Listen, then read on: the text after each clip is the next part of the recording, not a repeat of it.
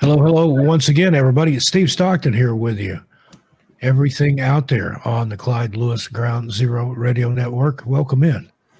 Tonight, joining me on the phone all the way from somewhere in Appalachia. I'll let him tell you where he's at if he wants to.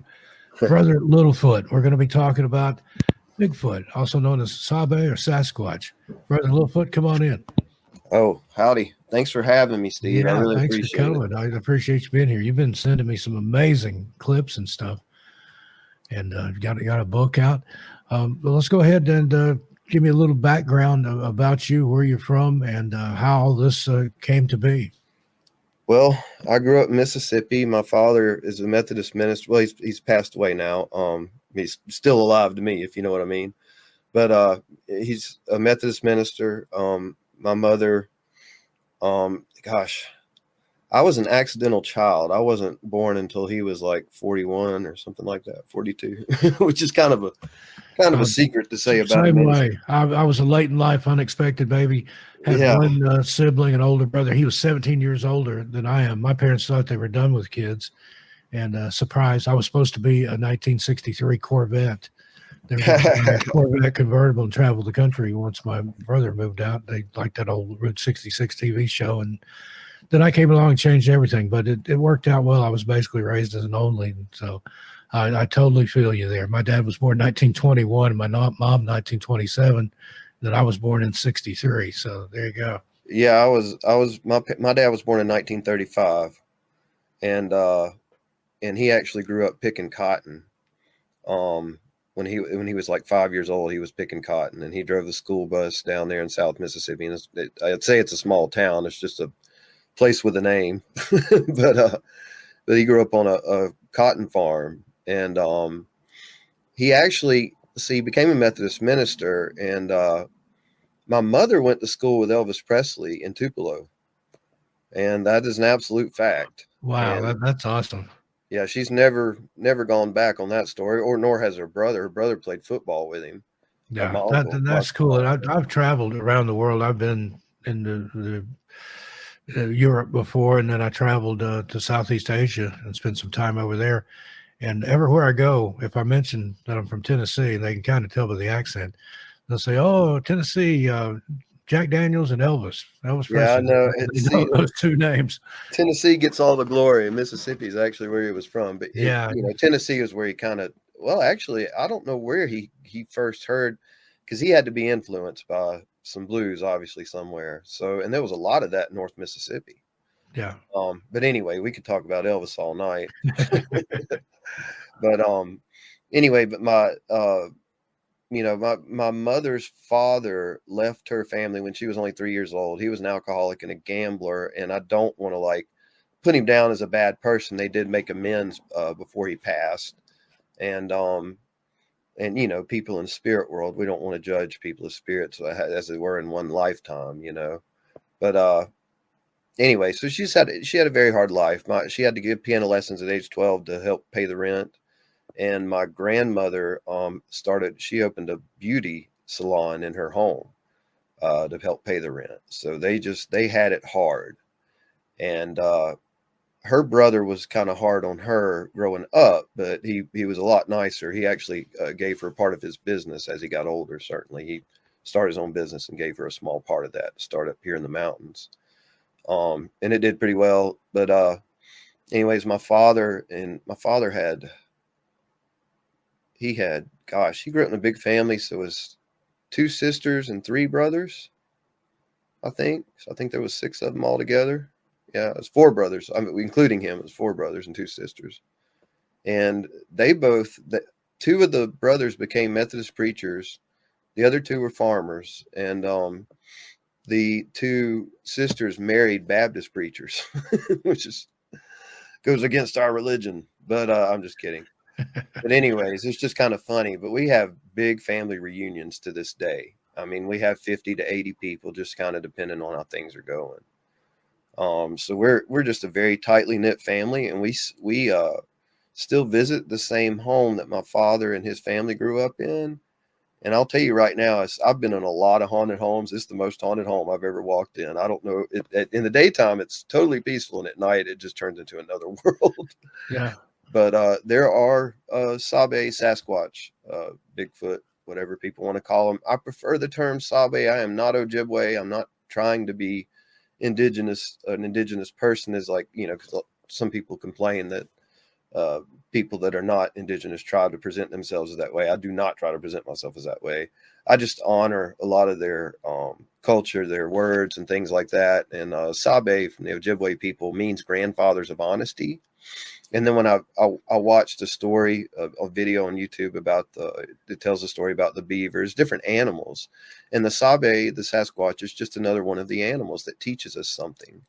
And I don't say animals, they are a people, excuse me. But in that story, it's one of the animals, one of the creatures of the forest, we'll say that is there to teach us something. Not that everything centers around humans. But they got that term grandfathers of honesty there. I'd have to go through the whole story, which I can't. I like that. I've heard that word used, but I didn't know the origins of it. So thank you for that. And it's one of those things that all tribes that I know of, they have some tale like that. You've got it in the Smokies. You got it up here in New England. They have the Algonquins have it. The Cherokee word translates. It's assume Cooley or something. I'd have to look it up. That's not the right word, but it meant Cherokee devil. I'm like, I'm not gonna say that. Yeah. I'd rather call him Judicola than that. Yeah. The slant-eyed giant. But anyway. Yeah, we'll talk about that maybe at some point. The Judicola Rock. I've been up there. I visited there too, and I want to go back. I want to go back at night. So. But that's lots of creepy stuff in that area. Great Smoky Mountains and East Tennessee, Western North Carolina. I grew up in East Tennessee, rambled all over the mountains and stuff there on both sides of the border there. But I think some of the most haunted places I've ever seen are Cades Cove there in the Great Smokies, and then the North Shore of Fontana Lake. That's a weird place too. Well, I'll tell you, I was out on a dirt road at a fairly well-known place. Let's call it a bald mountain, not too far from Tennessee, but on the North Carolina side. And I was talking to this isn't saying exactly where they are at all. And that's the thing is I don't like to give away specific locations of where these Sasquatch or Sabe people are any more than I would want to give away my own my human family or friends addresses to the public. Don't want to dox those creatures either. No, and I mean, well, they're my friends. I feel that way about them. I love them. I wouldn't want to do anything to them that way, and I trust them in the same way. Although all the ones I visited me too, apparently. But anywho, let's see, what was I talking about? I'm sorry. Gosh, my mind just. You're talking about your family reunions and things that you have there, and have your big tight knit family. Oh yeah, in Mississippi. Yeah, I actually recorded the sound of one of them smacking a big propane tank as I was sitting there talking to him about UFOs and things like that. No, it's fireworks, and I said boom, boom, and then a few minutes later, I turned around. A few minutes later, one of them smacks the propane tank behind me just as hard as he can, and it's on my channel, Brother Littlefoot channel is what you would look up on YouTube to find that, and you'd see the big B come up. But that's one of the, and then a lot of people don't know, but you got to click on the word videos, and it'll pull up all the audio that I have, that I've put on there, and not just a few things that you see at first on the screen. But there's one on there. It says Sabe Sasquatch man smacks a propane tank, and I'll have to listen to that one. I've done that before myself, hit one of those propane tanks, and I like the sound that makes. But you should hear one of them. Yeah, I bet. I thought somebody was shooting a shotgun next to me, and I was totally by myself in the woods right behind that home where my father grew up in Mississippi. I mean, totally by myself. My cousin was across the road, but my family is not a bunch of pranksters. They're mostly pretty quiet and reserved people. We'll joke around, but we're just pretty quiet, reserved people for the most part. They are. I'm not. But but I was talking to Sasquatch people there, and all of a sudden, bam! I mean, just as loud as could be. And the thing is you do not hit a rock, hit the ground, or anything after it happens. So nothing was thrown. It was an open palm smack on that thing, and even the way it sounds was just a bam. It was a gunshot. It was as loud as a gunshot, easily. Wow. easily. A shotgun, I would say. It just scared the pee out of me. But then you just start talking to him again. I'm like, and I did ask him, I'm like, did I upset you? Are we okay? And then they get kind of quiet. And then that means no. Typically, when I talk to them, I guess there's several things I need to explain. Typically, when I talk to them, they'll respond to me with either a knock, a whoop, a snap, something if it's positive. And they give me a lot of what I call amen responses, meaning that they're in agreement with whatever I'm saying. I may be saying, man, I think humans are taking up too much of the earth and we're tearing down too many trees or something. They may start knocking, and they're like, oh yeah, we're in agreement with that. And there's a lot of things I could talk about, life after death, and they'll start knocking. I've mentioned my father's death, several different families that I talked to, and several different ones of them would knock immediately as if I called that an honor knock, like they're honoring, oh, your father died. I'm sorry to hear that, brother. Just that kind of response. They speak to us with knocks, whoops, snaps, rocks thrown, whatever. And not everything at all, not everything, especially in my life is threatening at all. And at this point, if they started throwing rocks at me in a serious way, and I don't mean just little, pebbles or something, like big rocks, I would think they were doing it to me for my safety, like there was danger nearby, and they were warning me. And I've told them that now. I've said, y'all start throwing big rocks at me at this point, I'm just going to assume it's because I need to get the F out of here, for whatever reason. And I have had them protect me from a bear, and I actually do have that recording. It's 2 minutes, 47 seconds long, I think, on there. Now, I don't know. I didn't see the bear, so I don't know what it was they were protecting me from, that they did indicate to me that they did protect me from something. And while I was up there, I'm also a spirit medium, and I've kind of used that ability to talk to Sasquatch and Sabe people, because I'm going to tell you 99.9% of the time you're never going to see them. And it doesn't matter how close you are to them, and it doesn't matter what the laws of physics are. It's just like, we don't care. This is how we are, and you just accept it. Yeah. A lot of people get hung up on that. Once you get past those points of, like, oh, wow, they can do this, they can do that. I mean, it's always going to be amazing, and I'm curious about it. But at the same time, focus on a friendship with them if you really want to get close to them. And I'm not talking to people who are manipulative or trying to get I want to get close to them so I get a picture. Now, if you're going to be that way, they know your intentions. They can feel your machines. These are beings that live without machines. They can feel every machine around them. They are that sensitive. We are so desensitized. We've had so much light in our face that we're used to light. We don't get mad when a car light shines in our eyes. But if you've lived a life where you've never dealt with artificial light until a human shined a car light in your eyes, you would be angry. It would just triggers that reaction. It does to me. I'm a blue-eyed human at night. If someone shines light in my eyes, it triggers anger to me for some reason. Yeah, I'm the same way. I hate it. Like if I'm out walking the dog or something, oncoming traffic, they got their brights on, I can't stand that bright light. Exactly. And so take that feeling and then amplify it times what? I don't know, 40. And then that's the Sasquatch people. A lot of us as researchers, and I'm not speaking against everyone at all, but more of us need to try to empathize with them or sympathize with them however we can, to try to put ourselves in their positions, because they have been hiding out from everything we've done for the last, and this goes back. I mean, I could go down a big rabbit hole, but if you really want to go as far back as it goes, we're talking 500,000 years at least. And a lot of people think they come from another planet and this other stuff. And I'm not going to sit there and say those people are wrong or blah, blah, blah, or badmouth those people. That would be wrong for me to do. What I will say is, in my experience, I've found the truth to be something other than that. That they've been here since long before we were here. They've been here long before our religions.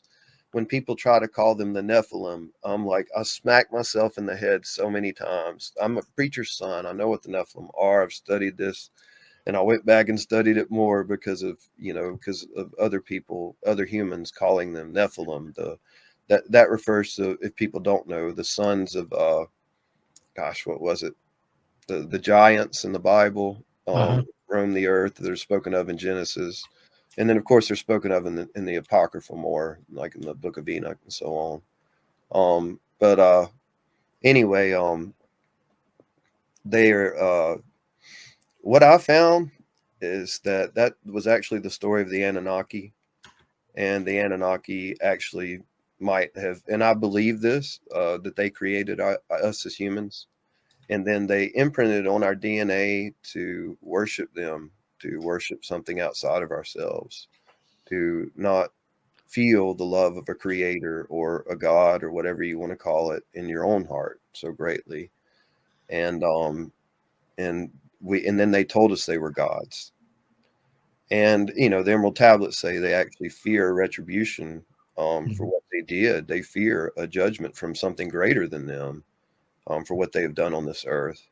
But it also speaks that I believe Thoth, according to Billy Carson on the Emerald Tablets, Thoth wrote that he left a group of those beings because he didn't want to be with them anymore, because he didn't really want to rule over anything. And he went to Mexico. I think it's Quetzalcoatl. I think that's the name of the city where the pyramids, some of the Mayan pyramids, they think they're Mayan, or but they're not, according to Billy Carson. That those signs are from the Olmecs that Thoth brought over with him, and those pyramids Thoth built, and Quetzalcoatl can translate to city of Thoth, which is amazing. Yeah. But, anyway, when Thoth went over there, he said he encountered hairy barbarians.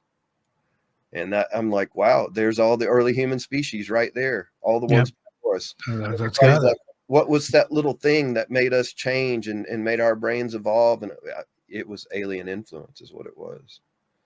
Absolutely. And I'm totally convinced of that.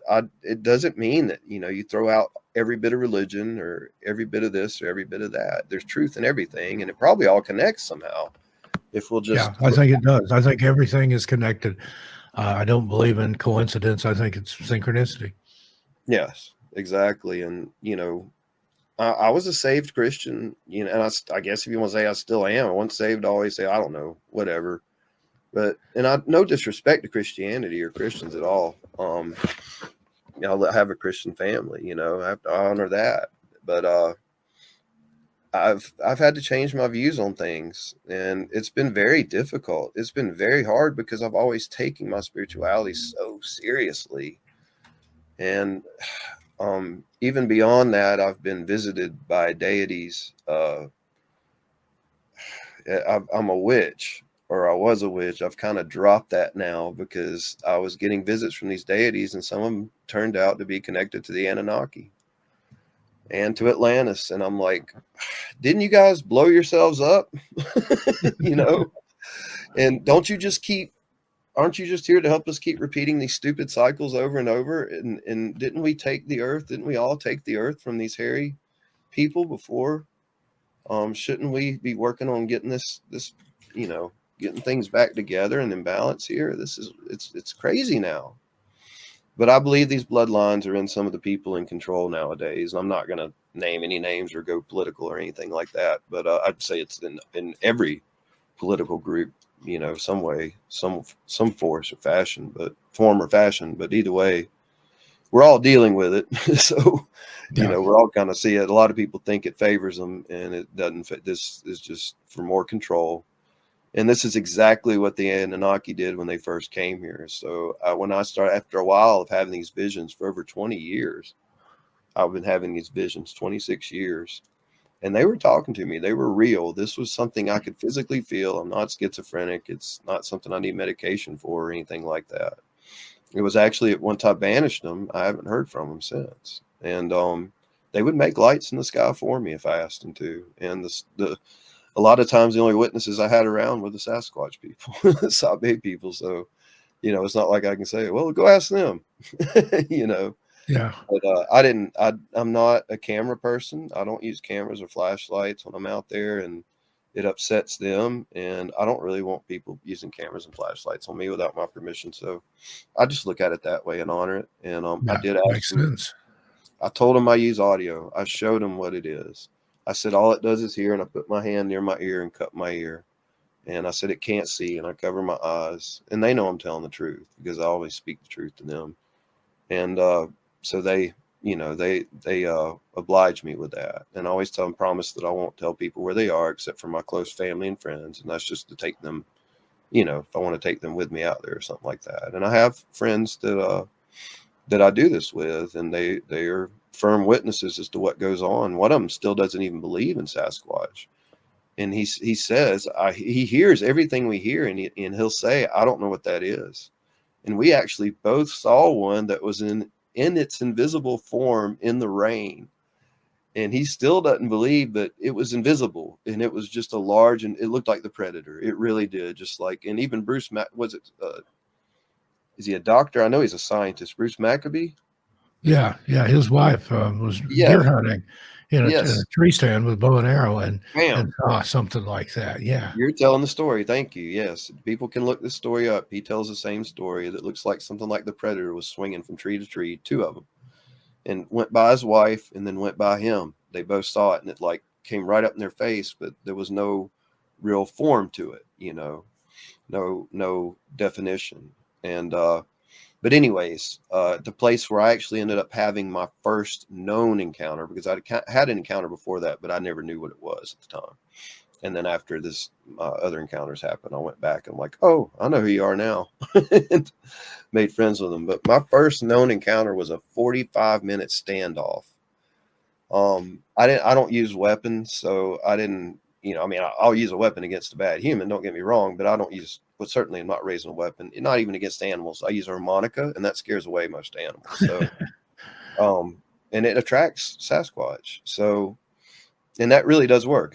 Survivor Man, Les Stroud's the one who promoted that idea. I'm not sure that I'd go, you know, running around grizzlies and doing that, but black bear, anything like that, you know, it'll get those things away from you. And I didn't know that. I figured it would either scare them or piss them off, and they'd come after you. But no, that scares them away. They can't stand the sound right away. I've done it. Pass that tip on. Carry a harmonica with you. No, it saved me twice. The one time that they had to knock and scare something away was because I couldn't see it. I didn't know what it was. I just heard it running around, you know. But anyways, I know I'm bunny trailing and running off here a lot. But anywho, it's getting back to where I almost feel like this Earth should be like a national park in the universe. Yeah. Only so many humans should be allowed to live here. And what's darkly convenient, morbidly convenient, is that we are on the cusp of a possible pole shift. And I know a lot of people don't believe in that, but even the science is there, the scientific papers are there. And it's also been shown to be something that our CIA has known about and tried to hide from us. And they even tried to stick some disinformation in there about it. And this was long ago, actually, several years ago first. But suspicious observers on YouTube, and you may or may not agree with his politics if he talks about politics at all. But his science is spot on. And it's very hard to argue with that our Earth's magnetic field is weakening, and all the geology, all the data shows that we have floods, we have major catastrophic events on the Earth every 1,500, 3,000, 6,000 years, and we're due for another 6,000 year event. And this would fall in line with the stories of the floods that we've heard before, you know, from Noah to the Epic of Gilgamesh. So. And other indigenous stories, many stories that tell of a flood. Heck, there's stories of the Earth before there was a moon, you know? Yeah. So that someone's been here a long time keeping record or whatever, but we're on the cusp of that time now. And that's according to science. That's not according to me. If maybe they got the science wrong, I don't know, but there's so much of it. There's so much evidence that he's showing every day on that channel that you can't argue with it. What's interesting is that the Navajo, the Ojibwe, and many other tribes of Native American peoples, and I'll let them speak for themselves if people really want to know the truth, say that when the hairy man, or whatever name they call it, shows up all over the world, that the end times will come, or a great change will come on the Earth. And another thing that's very interesting and convenient is that the hairy man, it's not that everyone in the world has to see the hairy man or see Sasquatch, see the Sabe. It's that if you look on bumper stickers, coffee mugs, t-shirts. What are you seeing? You're seeing Sasquatch everywhere, you know, and that's another way they would have envisioned that. You understand what I'm saying? Oh, absolutely. I spoke at or didn't speak. I went to Squatch Fest in Longview, Washington, back, I think it's 2021, something like that. And they had the image of Bigfoot or Sasquatch, Sabe, on everything you could imagine. I mean, it was in the merch area. It was incredible. I got a haul of T-shirts and stickers and all kinds of stuff. But it's that people know that symbol, that outline of a hairy bipedal creature. Exactly. They know, you know, pretty much at this point. I would think anybody's living well. If they don't know, then they probably know him personally. Yeah.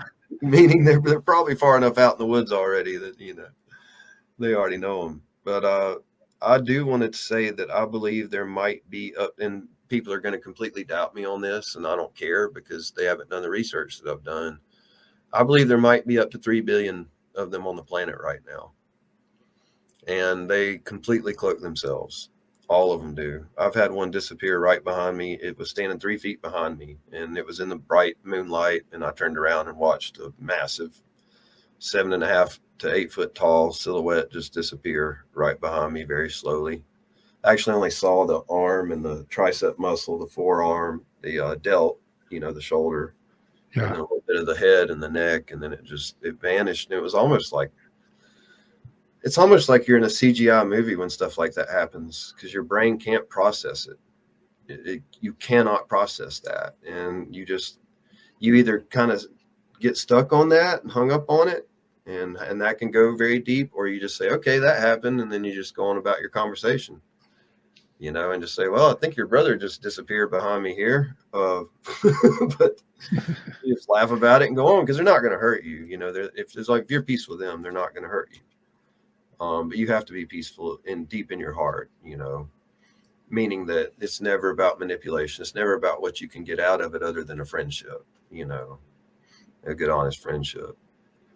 But I had that first encounter. It was a 45-minute standoff. And I thought something was going to kill me that night, but I wouldn't leave. If I really thought something was going to kill me, I guess I would have left. And it wasn't until I sang. I mean, what happened was I got to the place, and it's a place where I've been watching for UFOs for probably 3 years. And I would go up there by myself. It's a known UFO hotspot. And I would sit there and watch for hours. And I realized that I just love being out there, whether I saw anything or not. And I did see a lot of stuff out there, but I just love being out there. It was very peaceful. And I was kind of point in my life where I was aloof and just like, well, I don't know where I'm going the rest of my life here. So I'm just going to go here every night if it makes me happy, you know? And so I go out there for several hours a night and just hang out. There were several times I heard trees pushed down. I think I heard 7 trees pushed down total in about 2 or 3 summers or a year. It wasn't just summers. It was also in the winter that I would be out there. But, and I would hear the trees pushed down, and I'm a horticulturist. So I know what causes trees to fall down, and it would be no wind blowing. And I'm like, that's very odd. You know, the chances of a tree falling down with no wind blowing are, you know, very, very, very low. Can happen, but very, very low. And then large trees. And then one night it sounded like a boulder come crashing down the mountain, but I never saw anything. Another night, an elk came running down the middle of the road, and I just saw these 2 big yellow eyes coming down the middle of the road at first, and then, you know, realized it was an elk. But I've never seen, and after I thought about it, and after I spent more time out there, that's the one and only time I've seen an elk just running down the road. And elk don't run for they only run for a reason. Yeah. If that makes any sense, at least from what I've witnessed. We have reintroduced elk here. Yeah. They just kind of lope along. They don't seem to get in any hurry. Like you said, unless something's after them or they get spooked or something. Or a car, you know, if there's a car around or something. But there was no cars even coming or going anywhere. And it was running right down the middle of the road. I'm like, that was odd to me. And then one night, some bear hunters came up, and I talked to them for a little while, and I asked them if they had seen the lights. And they said, no, and I don't want to see the lights, is what they told me. They said, I've heard about them. I don't want to see them. And they said, I just come here to bear hunt. And so they're not into the paranormal stuff. But they were driving off in this gator, and not a car or a truck, a gator, which is kind of like a ATV or something like that, you know, with a roof on it. It's a glorified golf cart. more or less. And they were playing some music and their dogs were barking and stuff. And as they got on down the road, it's almost like out of that sound disappeared. And then all of a sudden I heard two voices talking near me. And I've heard Sasquatch talk since then, and I can say what I heard didn't really sound like Sasquatch. I would have guessed it more as little people or something like that. But it scared me so bad, and nothing scares me. It scared me so bad that I froze for 3 seconds. And then I got up the courage to say, I hear you, keep talking. And I had to push it out of me. And then as soon as I said that, it stopped. And to this day, I really don't know exactly what that was. There's a lot that goes on up there, and there's a lot more than just Sasquatch up there. So, but anyway, one night, people kept telling me that there were Sasquatch up there. I kept hearing stories. And then, so one night on the way up there, I said, hey, if there's Sasquatch, I'd like to experience them. I've never had that. It's on my bucket list. Never experienced that as far as I know. I've experienced a lot of paranormal stuff. Never Sasquatch. I've battled with demons. Never dealt with a Sasquatch, And anyway, I drove up there and did 2 tree knocks on the wooden sign out there. And then I backed off. I just put it's a club I carry with me, a wooden club I carry with me. And I backed off and put it back in the car and started watching for the lights. Completely forgot about those tree knocks. 20 minutes later, on this embankment up behind me, I'm in the mountains, so you got high embankments behind you, instead of just little small ones. I hear crash, crash, bang, thrash, boom, just all the sounds you can imagine that a Sasquatch would make when they're angry. I was hearing all of it, except for not a lot of vocal, just a lot of physical activity. And I'm kind of tripping out. I don't really know what I'm dealing with. I've totally forgot about the tree knocks that I did. I just did not think it at all. And I was literally thinking, is that a rabid elk? Before I was thinking, is that a Sasquatch? And the chances of it being a rabid elk are, pretty much not at all, especially on the embankment on the side of a hill. Even black bears don't run well on the side of an embankment. They usually run straight up or down it. It's hard to walk sideways, on an embankment. And this thing's just breaking trees and cracking this and that, And anyway, this goes on for 30 minutes to the point where I've turned my car around towards the embankment, which was, 180 degrees behind me. So I've turned my car around 180 degrees and I'm shining my 5,000 lumen flashlight up there, and I'm standing with my light in my left hand and my keys in my right hand, and I'm in the door of my car with it open, and I'm ready to get the F out of there, pardon me. And but at the same time, I want to know what's going on. And so all this keeps going on for 30 minutes at this point, and then I start singing songs. And I sang 3 songs in a row. I sang Sam Cooke's "The Change Is Gonna Come." I sang the Cherokee Morning Song. And then I sang, I can't remember. Might have been Ray LaMontagne or something. I'm a singer, I used to sing out bars, so I just singing whatever came to mind, because I remembered that, I guess it was almost like a DNA memory. It's just like I just started. So it was like, I'm going to sing and see if that works. I don't know. It was weird. But I know I later remembered hearing stories about, that the indigenous tribes, when they would go in the territories of the Sasquatch, they would often, if they were at peace with them, they would sing to them or take them some food or something. Let them know, hey, we're just here, we're at peace. We just need to get what we need to get from here. We're not trying to hurt you or take any of your thing, and then we'll get out of here. And so it was a mutual understanding. So they could go in singing, and they, Sasquatch hear them sing and say, oh, well, they're coming to bring us food, and they need to do their thing, and then they'll get out of here. I'm not worried about them.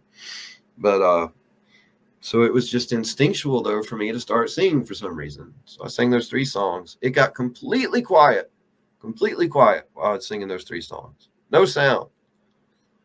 I was like, this is weird. And once I stopped singing those 3 songs, it's crash, crash, bang, thrash, bang, just going crazy again. And at that point, I said, okay, I'm dealing with a Sasquatch. And I yelled up at the ridge. I said, hey, brother, I am not your enemy. I don't have any weapons. I don't mean any harm. I said, please do not run me off from my favorite place like that. It got quiet for 2 minutes. 2 whole minutes, just quiet. And then after that, I heard back the same sound that I made when I got there. Knock, knock. And then I felt in my heart they were saying, you can stay, just don't upset us. Wow.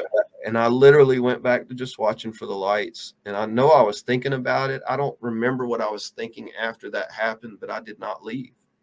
And I might be the only human in the world that's ever not been run off before after a 45-minute standoff. Might be. I don't know. There might be others out there. I wouldn't put it past some indigenous people for sure. Yeah, stand your ground. Well, and you have to stand your ground peacefully because they have a code and they're not going to break that code as long as you don't break as long as you don't break their code, if that makes any sense. Yeah. So they have a code for humans too. So if we do certain things, then if you take from them, they're allowed to take from you. If you go and build a home somewhere and you cut down their trees and then you bring cows in and, you know, you start grazing cattle and then they start taking your cattle, that's legal to them in their minds. And it's actually not wrong technically by the laws of nature, you know, because they don't live by the laws of man, nor does this world. And that's what a lot of people don't understand. You know, is a lot of people think, well, everything should live by according to the laws of man and according to the logic of man. And that if we are finite beings, we are here today, gone tomorrow. Do you realize, not you personally, but do people realize that? You know, do people realize that? They've been here, as far as I understand from talking to them, they've been here since the earth began, or since life was on this earth. Some of the first life. And I'm not saying, you know, that a fish crawled out of the ocean and started walking and Sasquatch was already here. I don't mean it that way. I just mean since the first, you know, hominids were here, they were here. They were here. As far as I understand, they keep telling me we're older than your man's religions. So anytime we try to apply religion to them, I'm like, no. They're older than that, and they are a shamanic race of people. They do have magical abilities. And honestly, they actually believe in a creator. So I'm trying to get familiar. I'm still on my spiritual path, you know, and I'm trying to get familiar with what they understand as a creator, because they're such a great people that I want to know I can't use the word God anymore. You know, I want to know their great spirit or whatever. I want to know what that is for them. But from what I understand talking to them, they do believe in some kind of creator, and they also have rules set by that creator. And I asked them about, I heard this from Chuck Jacobs of the Arizona 4. He's also another great person to interview or check out on YouTube. Or, you know, Steve, if you want to interview him. But he was recently on A Flash of Beauty, I think. Revealed. But anyways, Chuck's a great guy, and he said that what was it? Oh shoot, I just lost my train of thought. I apologize, brother. No worries. Hang on just a second and I'll get it back though. What was it that Chuck said that the creator told them that they are not to be seen on camera. And not to be seen unless, I guess, it's agreed with the creator. So like there's certain times where they will let themselves see you, but they don't want people trying to see them. And it's against the creator's laws for them to be seen that way as much as possible. Patty got seen because she did not understand what a camera was. And the Patterson-Gimlin film. This is by the way, I also took primatology and conservation. And so I also have an understanding of behavioral primates. I did not finish. I am a dropout student because I clashed with them on the whole Sasquatch subject so much. But either way, I still learned enough from that to be able to communicate with them very well. And then the mediumship comes in with the mind speak and stuff, because yes, they do communicate telepathically. But anyways, from what Chuck told me that they are, from what I've heard on the YouTube, sorry, he had spoken on YouTube that they don't want the creator does not want them to have a picture taken of them. So I honor that, you know, and I tell them that, and we don't have to know their reasons, whatever their reasons are. We have to honor their reasons. They're more ancient people than we are. And we not necessarily I, but we as a people have taken everything from them. Yeah. and we're going to have to give back, because there's going to be a reckoning. That's just the way the universe works. There's going to be a reckoning at some point. It doesn't mean they're going to come out of the woods and attack everybody. That's not what I'm saying. Yeah. I just mean from whatever creator there is, because there's a whole lot of abominations on this planet, and humans may be some of the biggest. I mean, if we would look at ourselves and our behavior, we may be the biggest abomination on this planet. I wholeheartedly agree. We're going to be the destruction of the planet. Well, I don't know that we're at, the pole shift is coming. So that kind of just, I believe we have civilizations buried beneath our feet. And that's what a lot of other geologists and scientists are coming out now saying, that this has been going on for a long time. I believe they found pyramids at the Bermuda Triangle now, that there are underwater there. Yeah, I think there's one underwater there. And I've covered a lot of those triangle things, but okay. Yeah, there's all kinds of stuff that we just as a people don't know anything about, and even though we've lived here for thousands of years, there's all kinds of earth mysteries and things that are beyond our comprehension. Just a lot of the laws that we measure things by, those are man's laws, and that doesn't mean anything to anything that's not man. Yeah, well, and then man is only in control of this earth because aliens put us here, left us here, more or less. Like an alien ant farm. I've heard that analogy before. Yeah, and I mean, that's how I feel. Other people are going to feel a different way and say, no, there's no way. I was created by the Creator, the Lord God. The way I look at it is that aliens, these beings created humans, but but they can't create a soul, if that makes any sense. Mm-hmm. Because the soul has love. That comes from something else. And if they're not of love, if their acts are not of love, if their acts are narcissistic or sociopathic or psychopathic for that matter, which is how I'm judging them, then they don't know that Creator. So if they're humans, can be born into this world, and even though our bodies may or may not have been created by these beings, at some point in time, maybe the Creator puts a soul in us, if that makes sense. And we are organic. We are made up of this earth. We are made up of the. I had a professor in college one time. He had a frog there, a deceased frog, a lab specimen frog, and he put it in a blender and liquefied it.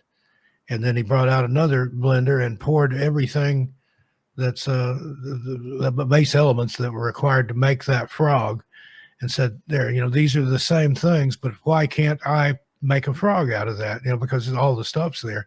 And it just is a startling way to put that forth. But it's that spark of life. You can take all the stuff, and they can grow stuff in a lab and things like that, but it's got to come from somewhere.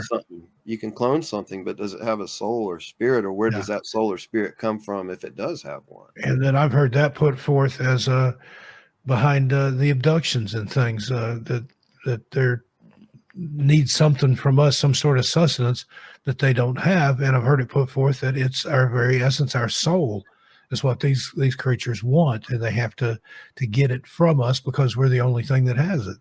And here's another thing. They've been trying, I think a lot of them, I'm not sure about all of, I think a lot of them are quote unquote immortal. And actually, if you look at that, what they've used, they've created these sarcophagi to somehow regenerate their bodies. Apparently they're afraid to die is what I'm saying. Think about that. Why would you be afraid to die? What are you afraid of? What's going to happen after you die that you're afraid of? You get what I mean? What did you do in this life? Now, don't get me wrong. There's good people that fear death, and they shouldn't. They really shouldn't. Nobody should fear death. I'm not saying we should run and jump into it either. Live life, make the best of your life, so you will have a good death. And meaning a good death, meaning an honorable death, and you'll feel in your heart, I've lived a satisfied life. Live the best life you can, truly, every day. But why should we fear death? Why should we fear death? What have we really done wrong as humans? I mean, there's a lot you could say that we've done unconsciously, but what have we done consciously wrong? And I can't speak for everybody, and you can't speak for everybody either. Right. So obviously, because there are narcissistic, sociopathic, psychopathic people out there, and they're going to have to it's like you're reckoning with your own soul when you die, really, is the way I look at it. There's things you've done or didn't do that you'll have to answer for. I believe that wholeheartedly. And so if it's not going to just be us. And I will not bow to alien gods that call themselves gods. I will not. They never, and the ones I've been visited by never asked me to do that. They told me we were equals. They kept telling me we were equals. But what I did is, after 26 years spending time with them, and then after spending 3.5 years, the Sasquatch people, I realized that I gained so much more substance from the Sasquatch people in 3.5 years, and I gained nothing from all these deities that were visiting me in the 26 years. I said, okay, this is not working. And plus, some of you are probably Anunnaki, so it's time to end this relationship. But the Sasquatch people have shown me what true. They're all about love, family. They're from what I can tell, they're monogamous here. Maybe in places where there's less males, they may not be so monogamous, or less females. I don't know. That could be a possibility, but at the same time, I don't want to judge their behavior one way or another, because what they do in their world, as opposed to what we do in our world, we can't call it right or wrong necessarily. Not everything anyway. Certainly there could be some things you could argue against, but I haven't had any problems with them since that first standoff. If we have any issues, it's mild. It's kind of like they just tell me, like a friend, hey, you need to quit doing this or doing that. And I'm like, okay, no problem. I play music for them sometimes, and I told them I wasn't going to play any heavy metal for them the other night, because I sometimes do play heavy metal, because I'll listen to hard rock and heavy metal. and they, some of it they like some of the more melodic metal is okay with them. They like Soundgarden, and they like Typo Negative and Alice in Chains and things like that, some of it. But I played Iron Maiden. It was Wasted Years, which I thought, it's a great song, but they're not from our world, so they don't hear it that way. All they heard was a man screaming at them from that little speaker while they're up on the embankment. And then a few minutes in the song, I heard the father, go, what I believe to be the father, say, and I could not understand what he was saying as far as his words. He said, and it's the only time I've heard him speak out loud like that. And that was just 2 or 3 months ago, maybe 2 months ago. And I knew in my heart what he was saying, even though I didn't understand one word of it. I knew in my heart exactly what he was saying. He was saying, why are you turning that music up loud? You said you were only going to play soft music tonight. I mean, I felt it. I heard the tones and the way he was saying it was just like I'd say it. Any other human, like your neighbor yelling at you, hey, I thought you were going to play soft music tonight. What are you doing that for? And I said, I'm sorry, brother. And I turned it down and changed the music a little bit. And then he stopped. And I always tell him good night. And then as I was telling him good night, I said, I'm sorry, turn that music, turn that loud music up. He was, ooh. He said, I said, I won't do that again. He said, ooh. So he understands exactly what I'm talking about.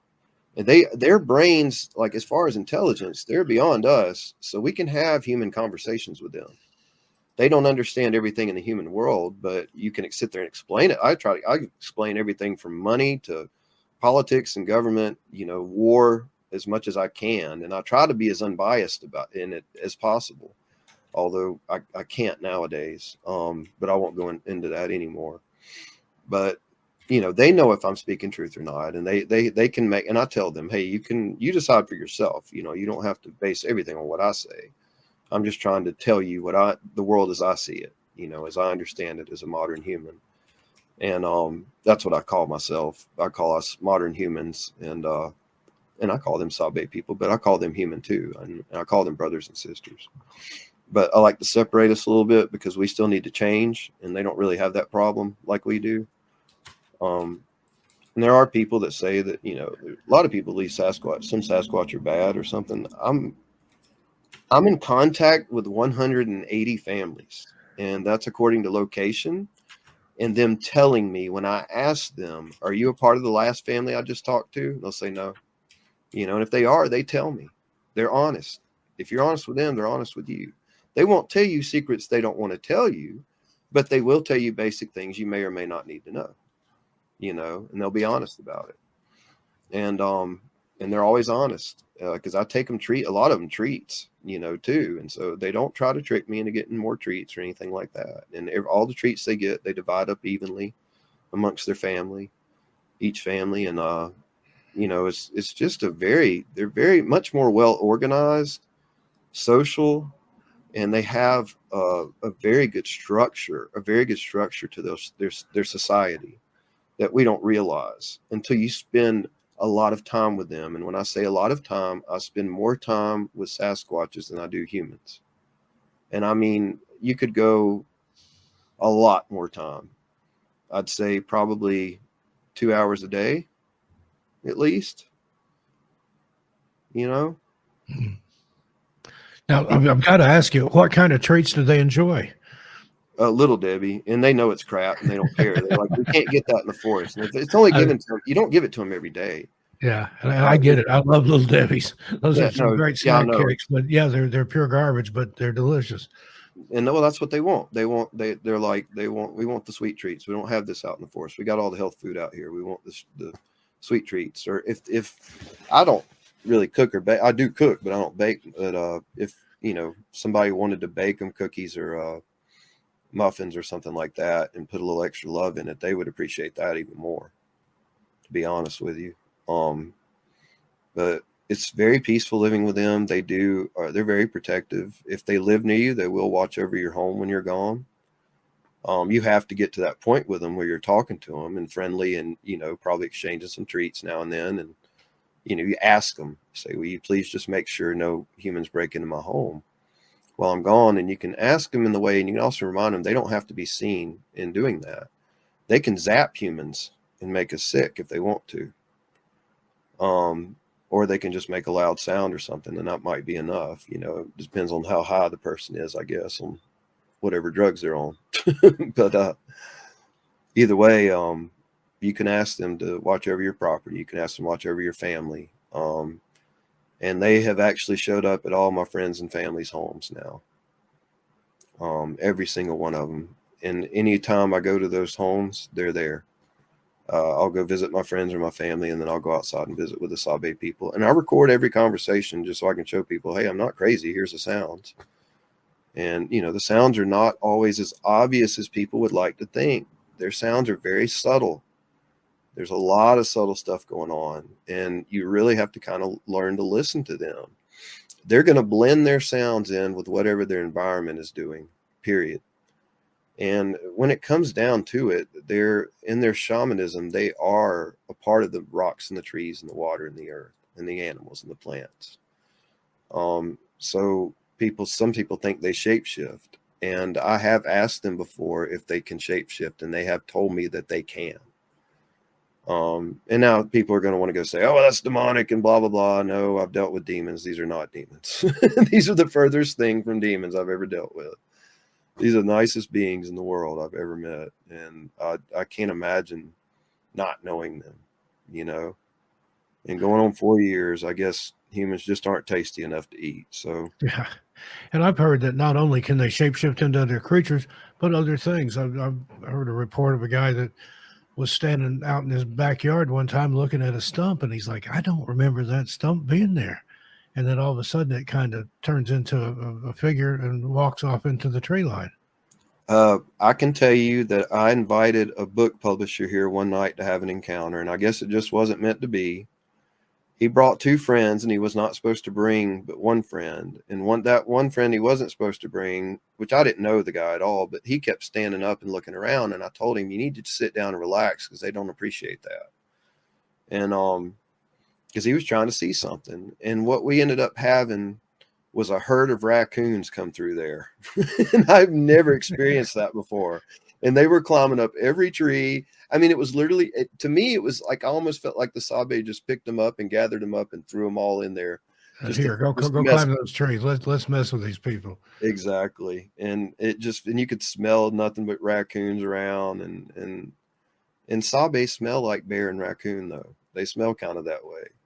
So I kind of got confused and said, well, I smell them. And they said, oh, it's raccoons, so they never believed me, and they ended up leaving. One guy, the other guy that came, did hear one knock, and he admitted it. He said, I heard one response to you talking. But other than that, the publisher didn't hear anything. They were older men, and they, didn't hear very well. And, so they went on their way, and I guess it wasn't meant to be. And, I look like a fool in front of them, but I don't really care anymore. I understand that it's more important that the Sabe people protect what they need to protect than I look like a, genius or a fool. And they will make you look. I'm not saying it's not. We make ourselves look like fools a lot of times when we take other people out and try to prove things to them. Yeah. And that's on us, because you're putting them on the spot. When you do that, you're putting the Sasquatch people on the spot. If someone does that.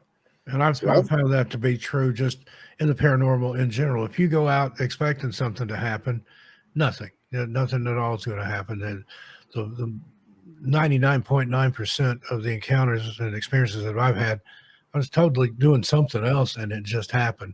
But you go somewhere and you're like, oh, I'm going to go here because it's haunted. Nothing at all. That's the nature of this cosmic prankster or whatever it is out there that allows these experiences to happen, I think. Well, that's true and it's true with Sasquatch to a point, but once you become friends with them, you can expect regular encounters all the time. And just, anyone that lives with them will tell you that. It's just, and I've heard it said that they can like read your mind. They know that your intent, what your intent is for being there. If you're there to expose them or to manipulate them or to exploit them or something, then nothing's going to happen. But if you're out there genuinely seeking to make a bond, to make contact and have the truest of intentions, then you're more likely to have an experience and a positive one at that. Yeah, and I never not have an encounter. And when I say that, I can feel them without seeing them or hearing them, to the point where I can walk right up to where they are and point to them and say, you're right there. And they'll knock back, even though I can't see them. I can just feel them. I can feel them when I'm driving. If I'm driving down the road, I can just feel my heart say, pull over. And I actually did that one night and pulled over, and 30 feet in front of my car, there was one in my lights walking down the mountain in front of me. And he was just casually walking away. I thought I was looking at the butt end of an elk at first, and it literally looked like the butt end of an elk. And I realized after it happened, I realized that was my mind trying to cope with what I was seeing and trying to frame it. And what I was seeing was a large cone-head, red-haired man, with long arms, and his back and arms and his upper torso and head. And he just casually walked down there. I gave him, I was already at the point of respect with him. I turned my lights off immediately in the car because I don't do that. I just felt spirit say to me, hey, pull in here right now. And then there he was. And this is off of a fairly well-known highway too. And at least around this area. But I gave him 10 seconds and I got my audio ready. And then I got out of the car and I started singing, and I walked over to the edge of the embankment where he had walked down, and it was clear cut. All the trees had been cut down. It's for sale. And there was nothing there. There was no deer, no elk, nothing. If it had been deer or elk, I would have heard him or seen him, period. And it was a moonlit night. It was a bright moonlit night. Stand on the embankment of a mountain, I can see down fine. And all the trees are laying on the ground. There was nothing there. And the only other thing it could have been was an elk. And there was nothing. And I've heard elk plenty of time in the woods. I know what they sound like. I know, same thing with deer. When you spend a lot of time out in the woods, you learn all your animal sounds pretty quick. Yeah, absolutely. And there's some animals that can make some weird sounds too. Oh, the barred owl makes everyone think it's a Sasquatch at first, and I'm like, no, it's a barred owl. I've heard big cats that seem to be mimicking a woman screaming too. Oh well, those are panthers. I got another story for you. When I first moved into the home I'm in now, and this was probably I've been in this home 17 years. It's probably 3 or 4 years after I moved in, maybe. I was outside on the porch and one night, and I heard something make a call, and it did not sound like a panther, because I later heard a panther in real life, and it was not a panther. I saw the panther too.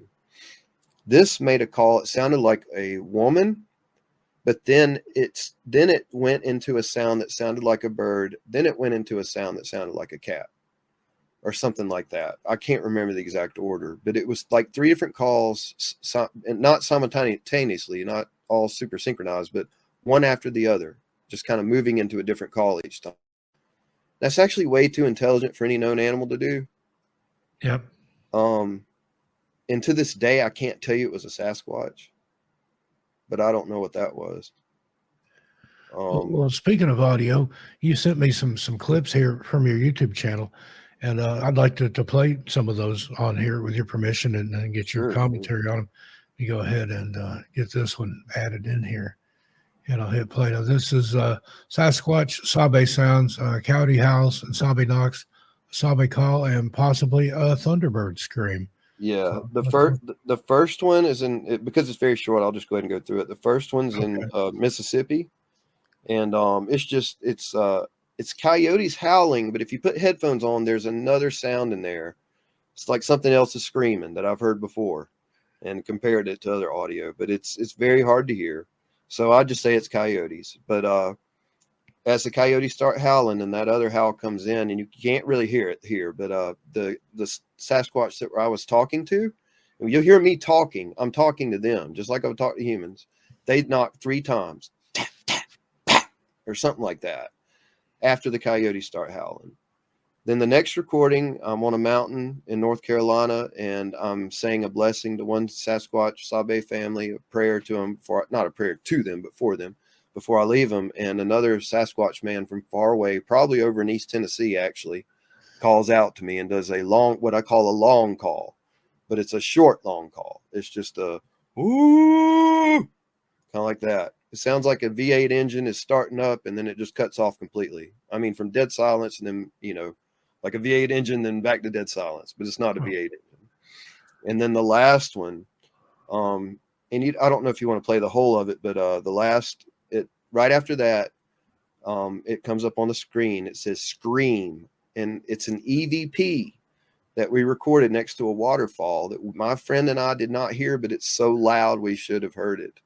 We did not react to it. The Sasquatch people did not even react to it that we were talking to at the time. And it sounds like just beyond that. It's not human. It's not Sasquatch. It's something completely different. I can only assume it's a thunderbird. I don't know what else to think it might be. And it was right as a thunderstorm was coming in. It was lightning and thundering. Yeah, and I've heard stories in the Smokies of sightings, and people hear what they think it's a thunderbird. My friend from Cherokee, when I played her that audio, she told me that she heard it coming over the mountain from Tennessee the other night back to Cherokee. She heard it 3 times, and she doesn't lie. She's 50-something years old. She doesn't go around telling lies. She's actually part of the tribal council there. And then I said something about it on YouTube, just having the audio of it. And another guy wrote back to me and said, "Are you serious?" And I thought he was being a smart aleck. And I said, "Yeah, what of it?" And he said he had a friend that actually saw one, and actually that everybody was pulled over on the side of the interstate. And I don't want to say where it was, but he told me where it was, and it's only about an hour from where I live. So he said they all saw it in the daylight, in the sunlight. I'm like, that is crazy. So apparently they're out there, and I've been talking to Sasquatches about them, and some of them had knocked back immediately when I said Thunderbird. Wow. And they'll do that. They'll knock immediately before you finish a word if they know something or they want to interject. Let me play some of this here, and people listen, and I'll put links to your YouTube channel in the show notes for this episode. But let's have a listen. Appreciate it. Yeah.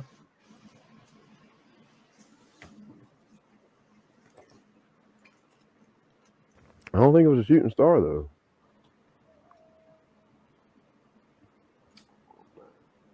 Tap, tap, tap.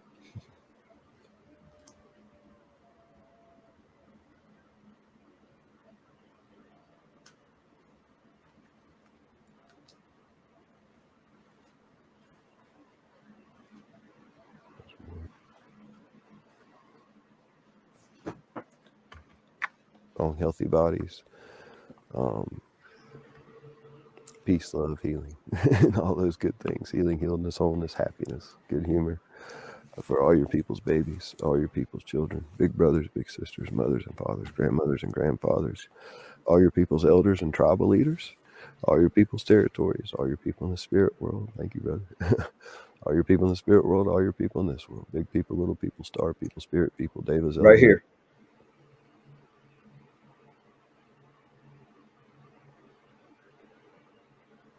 Okay. Yeah, so you need headphones for that. What could be.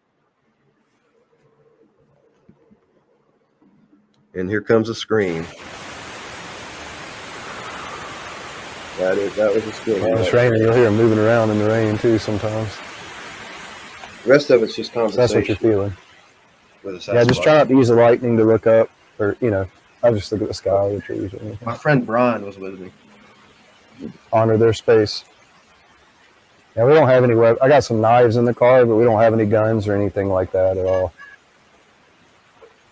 So that's a knock. And even if, Hey, Huh. I did pick up a rock. Is that bad? I would leave it here, dude. I wouldn't take Something any. told me to pick it up. I would leave it here. Did I take a picture of it or something? I wouldn't take any pictures out here, man. Listen, Not here.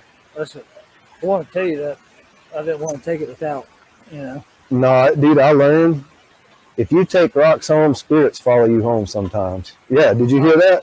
Yes. Okay, he wants you to leave it here. Okay. that was actually a louder knock than it sounded. But anyway. Yeah, he was up above the embankment on us, and he was pretty much telling my friend, no, don't take that rock. My friend put it right back down. And I've heard about that. People taking rocks or sticks or something that they shouldn't have, and brought stuff home with them. Yeah, I've had spirits follow me home, and I learned that the hard way. So I actually went to Sedona, and I went to Sunset Crater, Arizona, while I was out there, and hiked up there, and there's nothing but volcanic rock.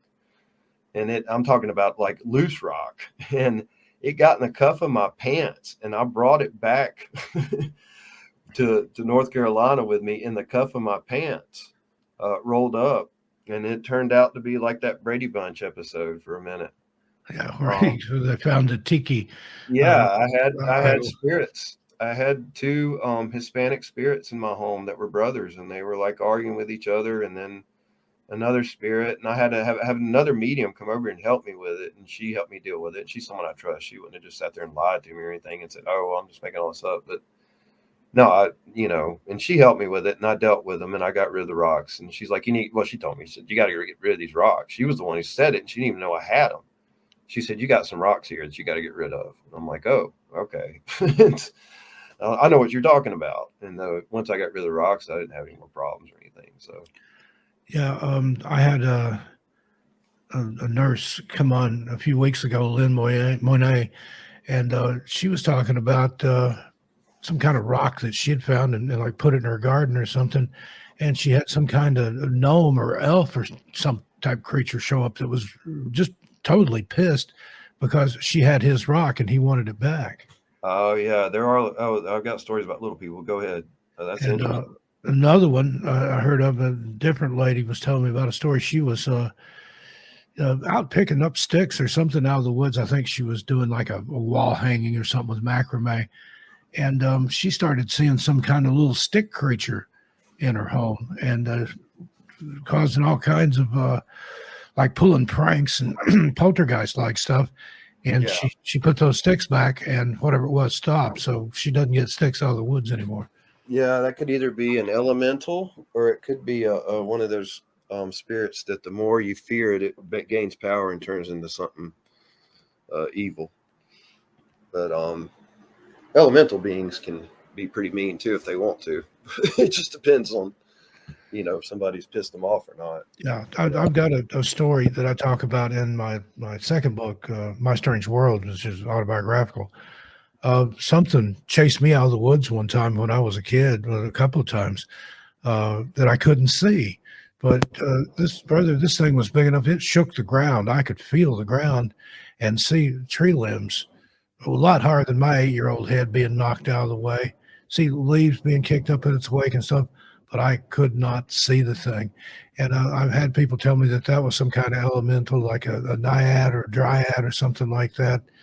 I don't know. It was I'm like you. I don't scare easy, but that's one of the few times in my life that I've been absolutely terrified because I couldn't see whatever it was. If it'd been something that I could see, that'd be one thing, but your brain just can't comprehend. There's something there. I can see the effects that it's having on the woods, but I can't see it. And saw it when I was 8 and again when I was 15 in the same place and haven't been back to it. 45 years now.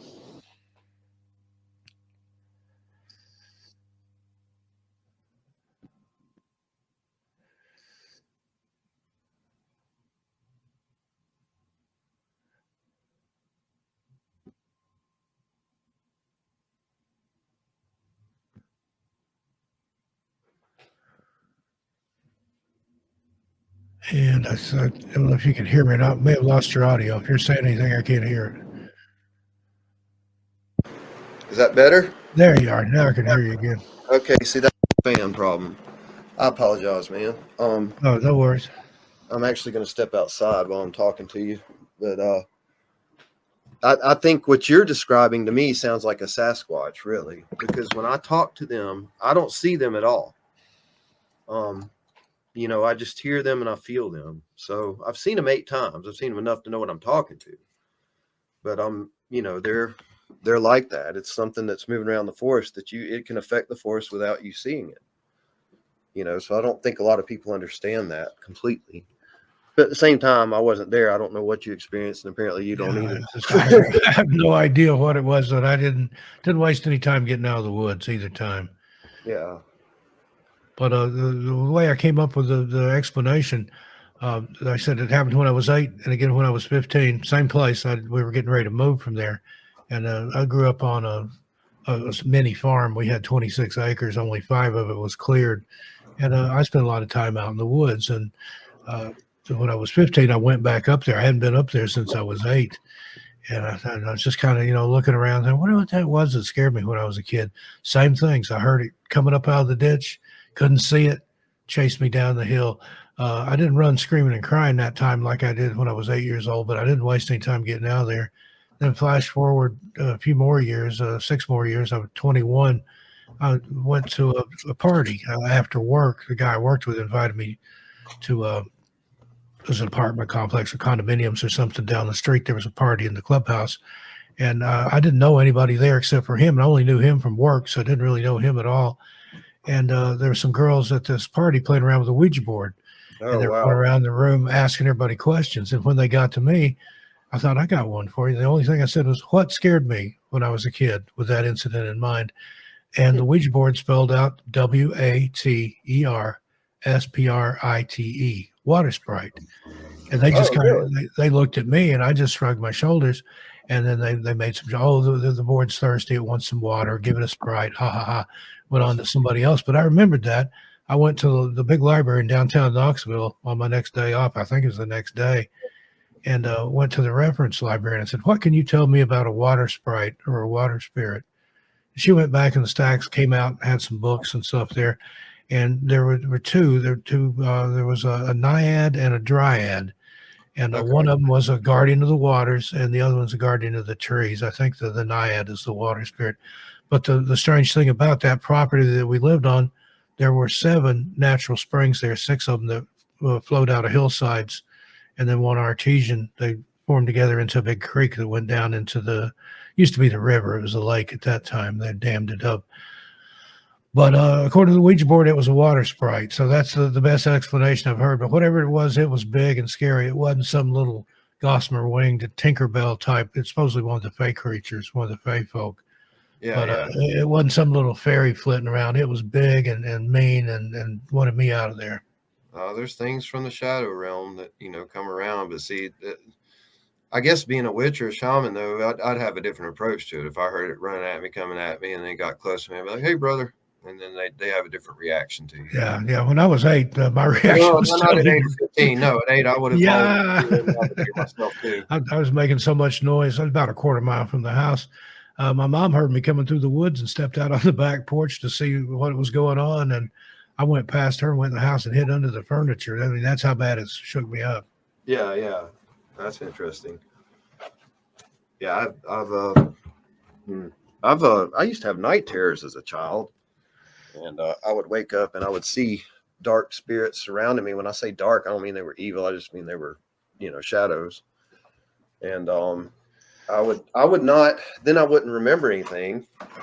And the next day, my mother and father would have to tell me what happened. And they'd say, you just came in here screaming, help me, Jesus, help me, Jesus, help me, mama, help me, daddy. And, you know, that kind of thing. And we would never had any really explanation to that. And, yeah. I used to have the sleep paralysis when I was a kid, and I had it some into adulthood. But yeah, I remember that around 3 years old, I think, is about the earliest time I can remember. Just like something holding me down, and I couldn't move. Yeah. And even as a child, the Lord's Prayer would break it, but sometimes I had to say it 2 or 3 times. So Yeah. I don't know. It's some scary stuff. Well, you know what's actually happening in those times? It sounds like if you're not being choked or harmed, a lot of times what's happening is that a spirit is trying to make contact with you. And they're trying so hard. Do you remember the movie Ghost when he had to learn how to touch he had to learn how to knock the can off the table or the counter or something? Yeah. Yeah. So they're trying so hard, and they don't know that they have to direct their energy. When they first die, they don't realize that they have to direct their energy a certain way to communicate with you. And then if you're not open, you may or may not, respond to that. You get what I'm saying? So it's almost like something's pressing down on you because it's trying so hard to communicate with you. And that's how it expresses in this world. And that happens to a lot of people. So I just want to make that clear too, since we're on the subject that, sorry, I'm opening the door and bringing a chair outside. Oh, no worries. It's the old noisy door. But I just want to express that to people. A lot of times when they think they're experiencing sleep paralysis, it's a spirit. It could be your grandmother. It could be your grandfather. It could be anybody that loves you. It could be somebody in the dream world, that's alive that just came in and really feels like they need to get in touch with you. Pardon me. I have no doubt there. And my grandmother, she was still very much alive until I was 13. But that side of the family, my mom's family, they had a big family, 10 kids, my mom and 9 brothers. And my granny was like in Appalachia, they call her a granny witch. She called herself a gypsy witch. I don't know where she got the gypsy part. I'm an Appalachian witch myself now. Yeah. With Mississippi roots. Yeah, she was born in Cates Cove. So, but she could tell fortunes, read coffee ground, tea leaves, feel the bumps on your head, animal entrails, all kinds of stuff. And they came out of the spiritualism movement from around the turn of the last century. I know what you're talking And about. one of the boys, my uncle Irving, he was the 7th son, or he was the 7th child out of those 10. He became a Baptist preacher and got him out of all that. She put when she died in 1976, she wouldn't do any of that stuff anymore. But when my mom was a little girl back in the 30s, she was born in 27, but they regularly had seances and table tippings, Ouija boards, all that stuff. And you grow up in it, you don't know any different. And Granny, I was her favorite grandkid, and there was a lot of them. Imagine having 10 kids, and a lot of those, my mom's brothers are married more than once, so there's a mess of kids. But I was the only one born down south. You probably know what I'm talking about. I was born with a veil over my face. Now, all that is, it's the in call, you were born, I was born with the amniotic sac over my face. They had to cut it away. But in her superstitious Appalachian ways, that marked me as a special child. So she kind of took me under her wing, and she used to scare the devil out of me. She looked like a Hansel and Gretel witch. But I wish I had another 13 years to spend with her. Well, you'll see her in time anyway. And she's probably one of your spirit guides anyway. Oh, she is. I call it my granny senses. Yeah. Anytime I'm in some place that I shouldn't be, or something weird's about to happen, I feel kind of like that little tingle on the back of my neck, and I can hear her voice, not audibly, but let's get my head saying, you need to get to the house. You need to leave that alone. You need to go the other way and get out of here. Yeah, yeah. And in fact, when I lived in Oregon, I lived in a little town called St. Helens, Oregon, and I was out one night. I smoked at the time, cigarettes, and I'd gone out about 2 o'clock in the morning to have a cigarette, and I saw what I thought was somebody at first just walking down the side of the road. This is a little rural town, kind of like Mayberry. If you've ever seen those Disney Halloween Town movies, those are filmed in St. Helens, Oregon. Okay. But I saw and this was in warm weather, but I thought I saw what looked like a guy in a fur coat, just kind of strolling down the road, and it looked wet, like he was wearing a wet fur coat, but it wasn't raining or anything, and didn't have a neck. It was just kind of a cone-shaped head, and was swinging his arms and his legs, and I thought, what in the world? So I've got to go get a closer look at this, and it's like I heard my grandmother say, what you need to do is get your ass back in the house. I went in and left alone, but brother, I watched the guy, I call him a guy, pass in front of a stop sign that was up at the end of the street. I went up there the next day and measured that. It was the stop sign was a lot higher than I thought it was. He would have had to have been 7.5, 8 feet tall. Yeah. Big, hairy, looked like I said, like he's wearing a wet fur coat. I think that was a Sasquatch. I think that I had an eyewitness encounter and didn't even realize it until later. Yeah, yeah. Oh yeah, that sounds like exactly like it was. I mean, I think I told you when me and my friend we first saw one. It was completely invisible, and it was in the rain, and we could see the rain washing off of the front and the back and the sides of it.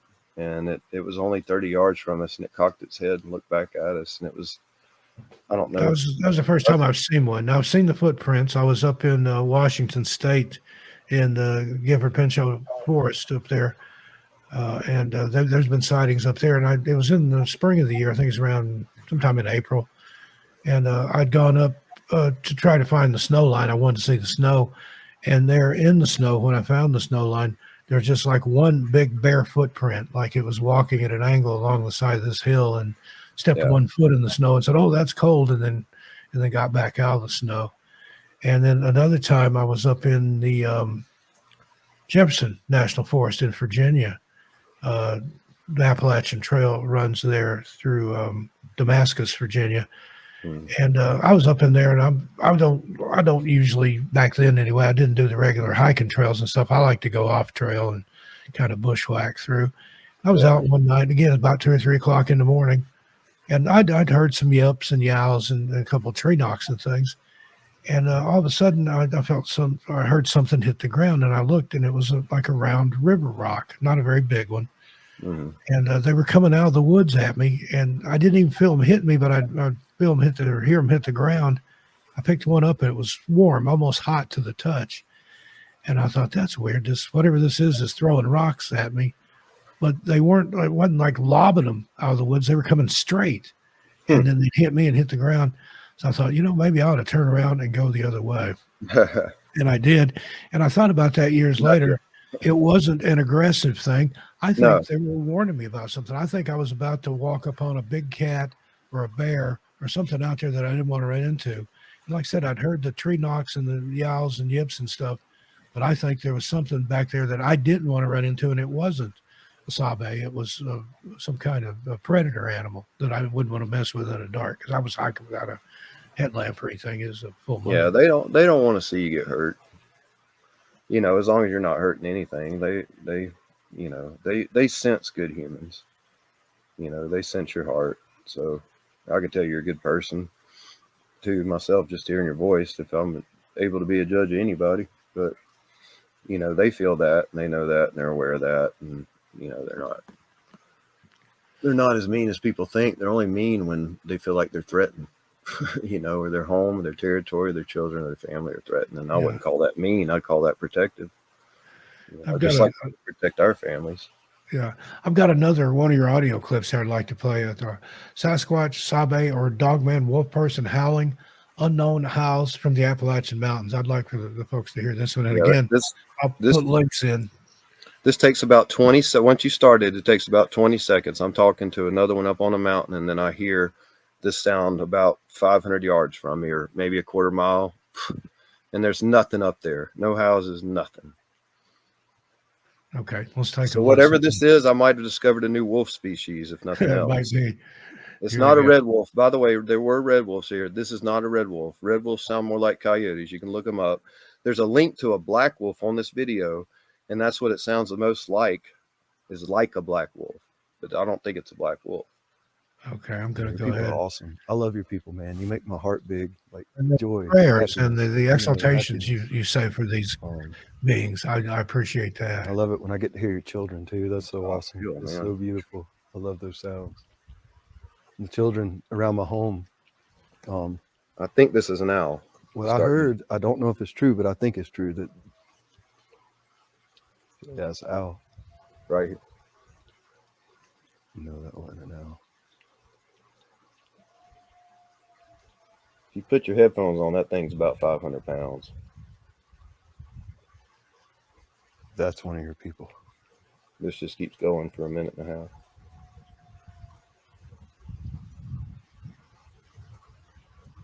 Yeah, Are they okay?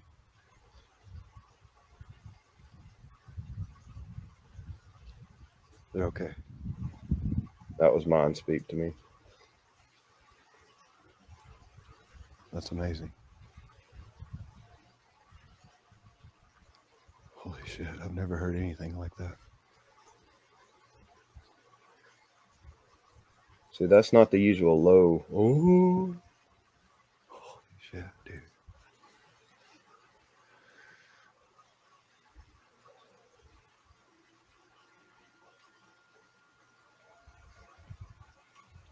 Wow. Yeah, that's amazing. that was him responding to me saying, wow. I'm just listening with my ear. That's all. This There's ear a little doesn't water. work. I can't hear with this ear. Water I'm dripping in the amazed back, by your people, brother. and the wind's I blowing. know my sounds. I know the sounds. I know what that is not. It's not a coyote. It's not an elk. It's not a deer. That's not an owl. Yeah. That's one of your people. Unless it's one of the wolf people. Listen to this. Was that one of the wolf people? Oh, maybe it was. He actually tapped back, but it wasn't as audible. Yeah, I know they're around. Now that happened again 4 nights later, but it was a different sound and in a different place. Yeah, that's weird. I've never heard anything like that. It said on the caption there, "What in the world is that?"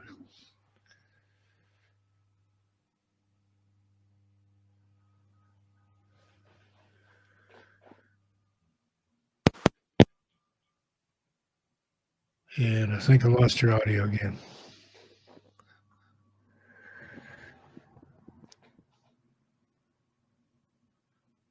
Okay, well, I'm waiting for you to come back. I'm going to play that one again.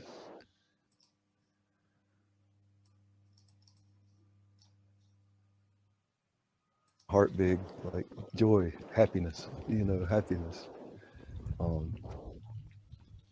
I love it when I get to hear your children too. That's so awesome. It's so beautiful. I love those sounds. And the children around my home, what I heard, I don't know if it's true, but I think it's true that, yeah, it's owl. No, that wasn't an owl.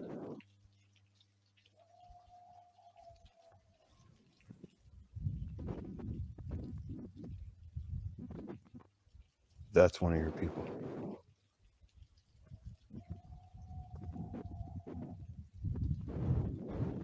Every time I hear that, Yeah. Are they okay?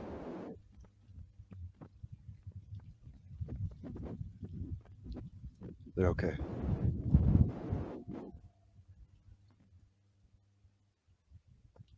That's amazing. Holy shit, I've never heard anything like that.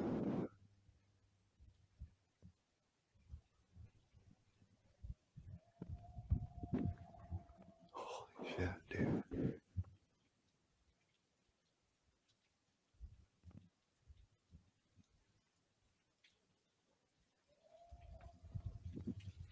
Wow.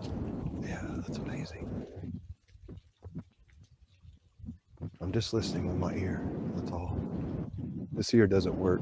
I can't hear with this ear. I'm amazed by your people, brother. Yeah. I know my sounds. I know the sounds. I know what that is not. That's not a coyote. It's not an elk. It's not a deer. That's not an owl. Yeah. That's one of your people. Unless it's one of the wolf people. Was that one of the wolf people? Oh, maybe it was. Yeah, I know they're around.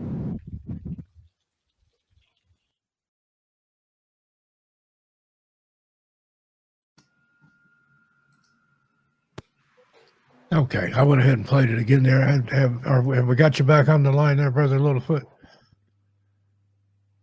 If you're talking, I can't hear you. Now? No, there you are. Okay, got you back again. Yeah, I went ahead and played that one again. That is something else. I've spent a lot of times out in the woods. I've never heard anything like that. I just that gave me chills. Well, if you go to the one that is, if you do the howling again that I sent you, yeah, that happened 4 nights later.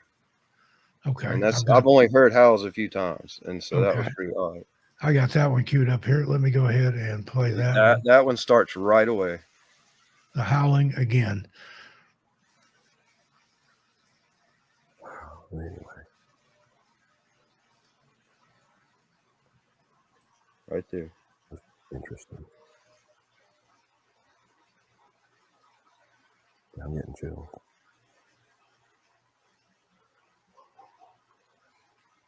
Three howls. 4.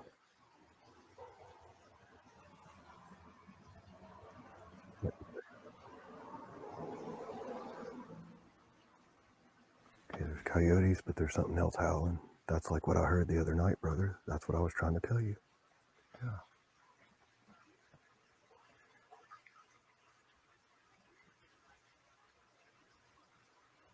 Wow. That gave me chills. I thought that was a car way off on the highway, a big truck or something at first. But then when the coyote started howling, I knew. I said, wait a minute, that's one of your people, brother. Or it's one of the wolf people, one or the other. But then there were coyotes howling too. Wow, that was awesome. I never thought that I would hear that up here. Holy shit, that just, it's exhilarating. I hope they're okay. I hope they're not, well, I don't think they are. I don't think they're hurting. I don't think they're in pain. Yeah, that's not what I'm hearing.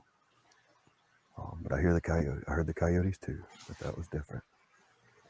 But I heard 4 howls from one of your people just now. I know your people's sounds.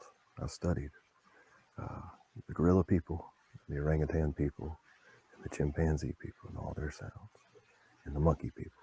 Yeah, and they all have 5 fingers on each hand and 5 toes, just like you and I do. And they can walk upright, or they can walk on all 4 sometimes.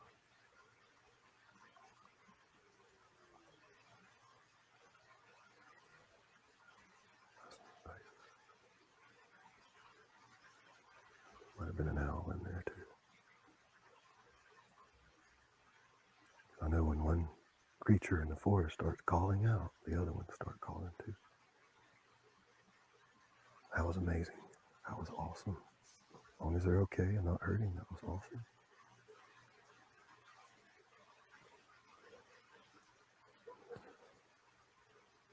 Wow. Wow, another amazing capture. Actually, there. Can you hear me? Yeah, I can. Okay. On that one, those were not coyotes in there. There were no coyote sounds. I went back with my headphones, and there's something else screaming with that thing. So there's the Sabe man doing the ooh, and then there's something else going.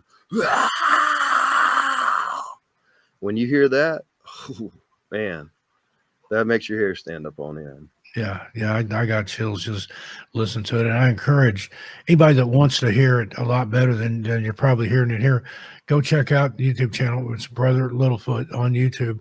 Listen with some good headphones. I've got these studio headphones on. And I cranked it up for that. That will make your hair stand up. Yeah. I was gonna say you thought the first one was scary. yeah, that one's even better.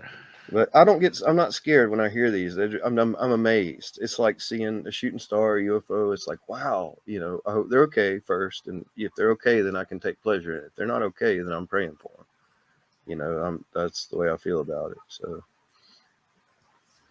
And I've got one more here I want to play that you sent me. This one is Sasquatch children, along with their parents, talking to you.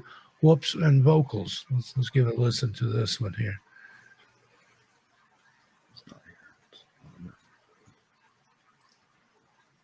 And not that I hear a lot. There's still a lot I don't hear, I'm sure. But anyway, I just think it's kind of funny that, yeah, I have a hard time. Thank you, brother. It's an honor and a privilege to hear y'all. I have a hard time understanding other humans, but I can come out here and talk to people and hear most of what y'all understand y'all pretty well. Y'all seem to understand me. I can understand humans when I can hear them. You know, so I know if they don't hear me, then other humans don't hear me and stuff. But I'm not that loud. I'm, you know, yeah, I'm thoughtful. I'm aware of the other humans around and stuff, and yeah.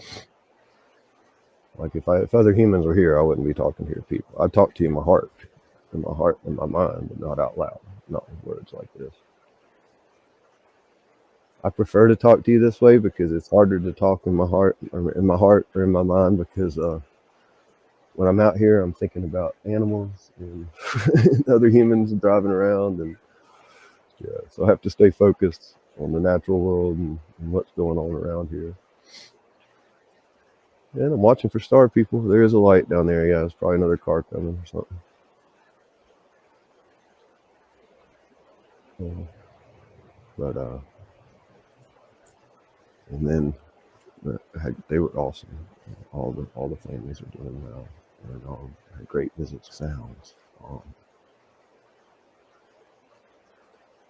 Yeah, there's a lot up there. That's up there.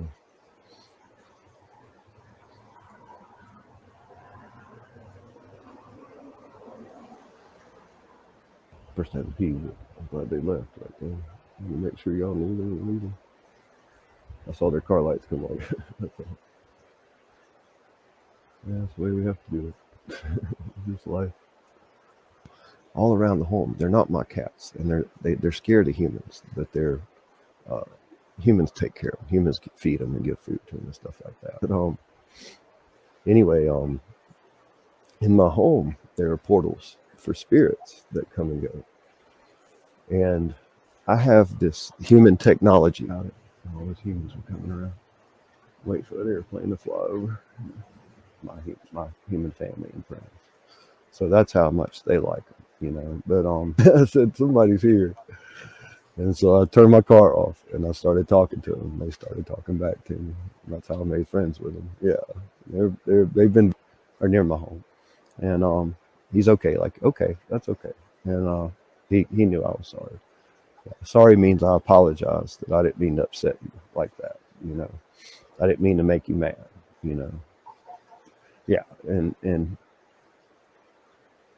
I don't know how far I can go up the mountain. I'm worried about that. And more incredible captures there. You were able to hear? You were able to hear that on the headphones? Yeah, I could hear it on the headphones.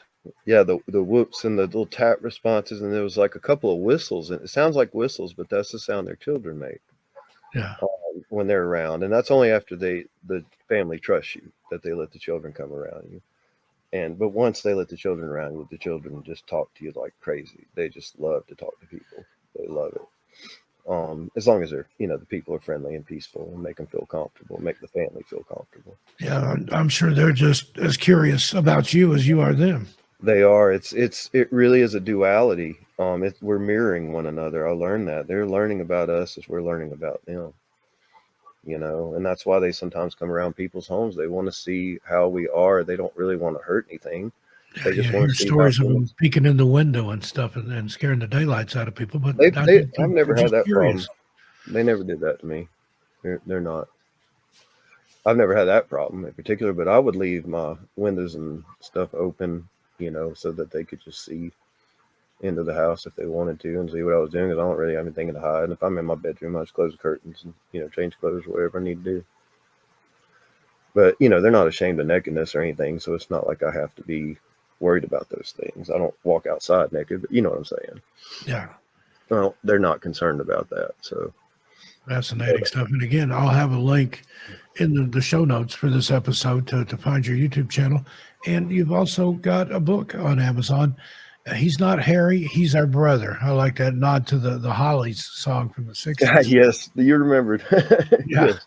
Tell us a little bit about the book and how that came about and what we can expect in there. Well, it just came about as all my experiences, and I literally just sat down and wrote a little bit of that book every day. I didn't outline it or anything, but I got everything's organized. Before my father passed away, he said it was one of the best books he ever read. He said he couldn't put it down, and he's the one who got me to read Martin Luther King, so read his book. So that's quite an honor from my father. But yeah, it's just a culmination of all my experiences up to that point, and experiences in Mississippi, them, showing up in Mississippi. They actually, before my father passed, we went to the old family cabin down in Mississippi in the swamps, and it's in South Mississippi. And we sat on the back porch, and it was after I'd already started having my experiences, and I wanted to see if they were back there. So I wanted to just go sit back there and talk to the woods and see what happened. And I wanted to take my father with me, and so we went and did it. And we heard a lot of strange sounds. My father just thought, well, it's maybe just wood sound. He's, in his 80s. He'd lived out there, most of his life, or a lot of his life anyway, early life. And anywho, we heard a sound that sounded like this. It goes, it's really loud. It sounded like a tropical bird. And that's what I was kind of thinking. Maybe that's a tropical bird that's flown up here or something, for the winter. I didn't know what to think. I never heard anything like that. My dad said, I'd never heard anything like that, John. I don't know what that is. And I didn't have a recorder at the time, which is real sad, because that's the only time I would have been recorded my dad with me out there. And I'm mad at myself for not having a recorder. But I came back up here, and I had two different families up here make that sound back to me while I was talking to them. Exactly that same way. And another family did it later, but I immediately realized after the first family did it for me that they were telling me, hey, that was us, and we're down there. We are right back behind your family cabin. Turns out they're behind the family home, the family cabin. They're at the graveyard where my father's buried and the family's buried. And they're the grandfathers of honesty, and my father was also a very honest man, so I find that very interesting. They were also behind the home that he died in the hospital, but they were behind the home that he lived in when he passed, and a little further north in Mississippi. So I found that interesting. Grandfathers of honesty, and my father was always an honest man. And there they are, where he was born, where he died, where he lived. It's just in the cabin, the family cabin that we've treasured for. Yeah. Now, out of your immediate family, Are you the only one that has these experiences, or is this something that's shared with the other people in your family? Well, my brother's 11 years older than I am. My sister's 16 years old, and she's a very strong Christian. But I've shared recordings with her, and she's of the opinion. She said, well, if they're real and they have children, they need to be protected. And that's the way she saw it. They're families and they love one another. That's the way she loves animals. And then my brother, I'm 46 years old, by the way, and my brother is more skeptical, but we went out a couple of times and we didn't really hear any sounds. They will shy away from people that are skeptical a lot of times. I don't know why they do that, but they do. But I did take him out to the first family where I had my first encounter the next night, and they shook an entire, I think it's a hickory tree. It's about 3.5 feet thick. And there were two other friends out there with us, and they were knocking and making sounds, and my brother couldn't hear them. And he was actually he was like standing at the bottom of an embankment where they are and trying to hear their sounds. And we were on the other side of the parking area. And he noticed the tree started shaking. He was the first one to notice. He said, hey, that tree over there is shaking, and no other trees are shaking. He said, there's no wind blowing. And then he started walking over the tree, and I said, well, I said to my brother, maybe one of them's up there in the tree like the predator, and you just can't see him. He's shaking the tree. And my brother later told me, he said, when you said that, he said, it's the first time I actually considered that might be true. Yeah. And he walked over to the tree, and then the other two friends, one of my friends is the Cherokee woman and her ex-husband. They're still friends. But they walked over to the tree too, and then the tree stopped shaking, and then to our left, we heard a loud, clear knock. And I go, Mark, that was a knock. And my brother goes, Jonathan, that was a knock. And then we started arguing. I recorded it, and as soon as I can find the recording, I'm going to post it. But it's going to take a while to dig through and try to find it. Now, you mentioned earlier we were talking about Dr. McAbee's wife and her experience. Now, while that was happening, and she was seeing that predator type creature a couple of trees over, and she was behind like a high school football field in the woods. Yeah. Well, at the same time that happened, there was some sort of a UFO encounter or something that the people on the football field saw. Do you see a connection between UFOs and Sasquatch? You know what's yes and no. Definitely there's some kind of connection, but it's not like I see UFOs every time I'm out talking to the Sabe people. So there's something. I've seen a pyramid form in the sky. Some people call it an upright triangle. I'm calling it a pyramid because of all the pyramids on the earth and what I've heard now. And there was one man who had a near-death experience. I heard his story. Is Dr. Michael? I don't remember his last name, but people can look up the near-death experience. NDEs, and then try to find this story. It's Dr. Michael, an older man with glasses, and he said that he died and went in the spirit world, and he was shown that the star people were building 3 pyramids in the sky. One was 333 feet high, another was 666 feet high, another one was 999 feet high, and they were building in the sky, and they're going to bring them back down on the earth, and when they do that, it's going to shift us into a new world or something like that. I don't really understand all that, but I do look around the earth, and what do we have all over the earth that we don't know where they came from? Pyramids, you know? And they say, well, they're made out of stone and this and that. Yeah, aliens know how to manipulate biological things into machinery, you know? Yeah. So, and that's what they're doing. That's what we're seeing in the sky. We're seeing manipulated biology. It's not just a machine. You get what I'm saying? Yeah. Well, now they're seeing those creatures that look like flying jellyfish and stuff. It's some sort of. It's not a flying saucer. It's not metallic. It's organic. It's some kind of biological entity that can fly like these saucers. Some people have described UFOs as looking like dragons in the sky, like having head and a tail and wings and stuff. Yeah, sky dragons. My friends over at the Belief Hole podcast talk about those sky whales. There's been reports of those. Yeah, it's almost like they're biological ships, you know, that these beings can travel in, but they may be life forms themselves. And if they were able to create humans, and certainly they could create all kinds of types of, and there's signs that they were trying to manipulate all kinds of DNA when they were here. You know, we already know that. Now, I can't prove that necessarily, but Billy Carson might be able to. But, I recommend people listen to Billy Carson. That man has a lot of truth in him. He doesn't talk about Sasquatch yet. Maybe I can get him to one day, but either way, he does talk a lot about the pyramids and where they came from, the Emerald Tablets. And I mean, he goes into the list of Sumerian kings and the whole 9 yards. And it explains a lot about where I believe we came from and what maybe it's about where we came from. Well, that's like the legends I've heard of the Egyptian artifacts found in the Grand Canyon. And supposedly those are under military lock and guard. You can't get near it, but it's been covered up. I think there's been a lot of civilizations here before we showed up.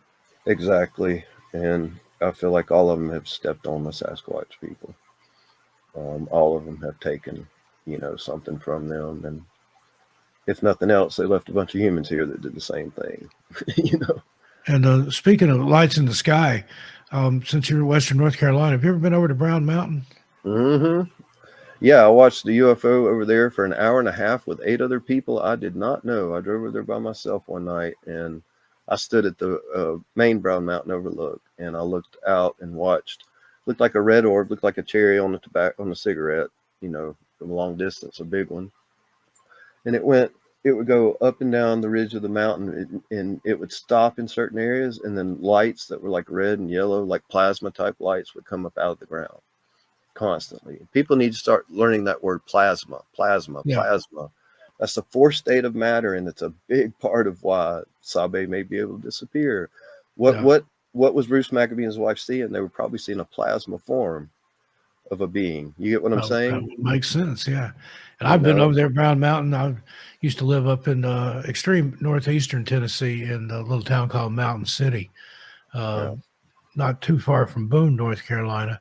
And I'd make that trip over to Brown Mountain. I'm over there maybe a dozen times. and those lights never failed to put on a show. And it seemed like warm weather and just before or after a light rain, or maybe during a light rain, was when they're most active. But I have no explanation for them. People try to say, oh, it's car lights, or No, years ago, locomotive lights. So they saw those lights in there before trains or cars or anything was ever in there. there's a place over here like that. I don't want to say what it is. It's popular with the locals, but if anybody ever goes over to Cherokee, they can ask the Cherokee people about it. But yeah, we have our own little brown mountain. But the lights that I'm seeing now, I've been seeing some lights that look like satellites, but then they start to trail off trajectory. And then one night they made a pyramid in the sky, and it was not like lights were floating and just happened to be floating in a triangle. It's like these lights were coming up, the little red lights were coming up over the mountain and disappearing. And then all of a sudden a pyramid appeared right over top of where they were disappearing into. One light appeared independently, then another. At each point of the pyramid, 3 lights appeared independently of the others. And then they all moved along the outline of that pyramid, and then it disappeared. And it was very stationary. I've never seen anything like that before or since in my life, and I'll never forget it. And before that happened, years before that happened, we had a ghost box up there. And it was sitting on my car, and we were just letting it talk and say, it was just spitting out words. And I went to hand my friend a cigarette, and I didn't say anything, and I just handed him a cigarette, and it goes, tobacco, like that. And we were like, holy shit. Okay, it's something's actually seeing us. Yeah. And talking through it. And then it started going Egypt, Mississippi, Egypt, Mississippi, Egypt, Mississippi, Egypt, Mississippi. And it wasn't long after that I had my first visit from, I just saw a shooting star. Sorry, I'm outside. This little meteor shower going on. But anyway, sorry, that kind of took my mind away from things. Yeah, no worries. These lights, anybody can see. They're out in the west, and I've seen them in both in North Carolina and in Mississippi.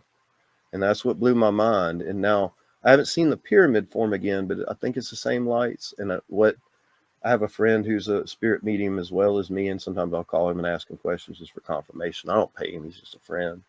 And he said that he feels like those are star people pretending to be satellites to hide themselves.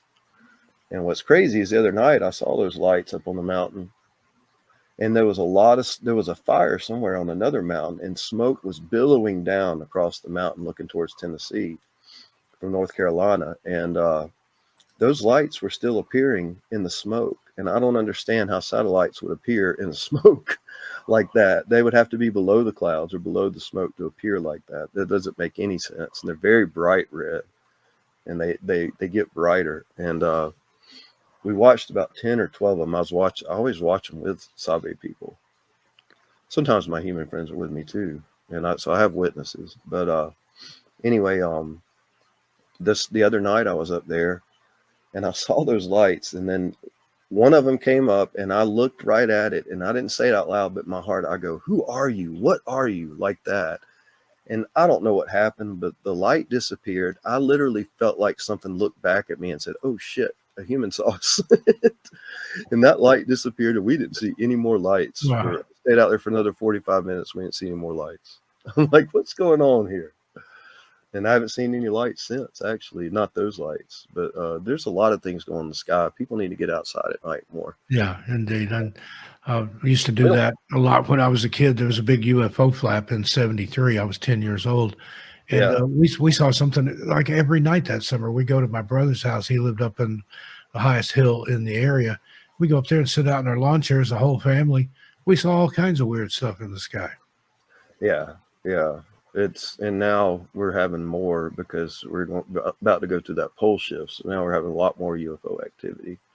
And I don't have to tell you that. You can hear that. I mean, you can go on YouTube, see that that's just happening. I don't try to videotape them right now because I'm, around Sabe people and I'm not using cameras. I do have permission from them at one place to go where I'll be sitting in the middle of a parking area, and I'll be far away from them on either side of the parking area, and I can, look out over the mountain and try to get it. But I don't know that I have the technology, the camera to catch that. catch those lights. But I'll try or get a friend up there that has it with me, and then we'll post it one night when I can. Yeah, and with all this technology that's available to us now, I think we're going to get more irrefutable proof and things, you know, that there's more stuff out there than we've ever thought about, and it's all connected, like we were talking about earlier. This is connected to that, which is connected to the other. Yeah, I want to name drop a little bit. Camping with Sasquatch on YouTube, Friends with Monsters on YouTube, and Long Island Bigfoot on YouTube. Those are just some other researchers I keep up with. But Camping with Sasquatch, Martin has actually come and stayed with me 2 times. And we watched 130 lights one night. Martin had never seen a UFO before in his life. And even he said, those aren't satellites, because they appear in one part of the sky and they disappear in another part of the sky. And you can watch satellites go right through them, right over them. Friend, Midwest Night Watchers is his channel.